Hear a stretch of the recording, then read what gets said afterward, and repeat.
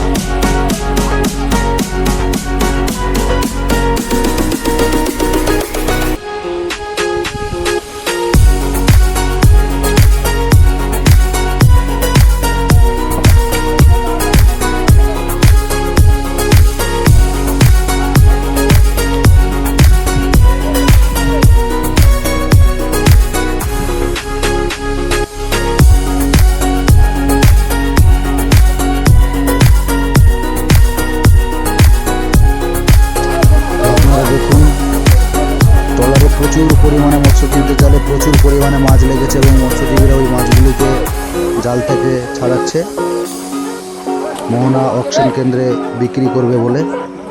তো এত পরিমাণের মাছ হয়তো আপনারা আগে কখনো দেখেননি। দীঘা বিচ ইউটিউব চ্যানেলে আপনারা দেখুন।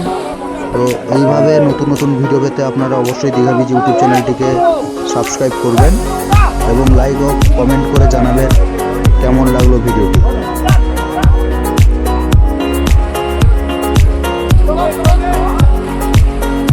সত্যি প্রচুর পরিমাণে মাছ, এত মাছ জালে লেগেছে, লক্ষাধিক মাছ বলতে পারেন, গুনতি যার কোনো হিসাব নেই। একমাত্র অকশন কেন্দ্রে ওজন করলে জানা যাবে কত পরিমাণে একটা ট্রলার থেকে মাছ পাওয়া গেছে।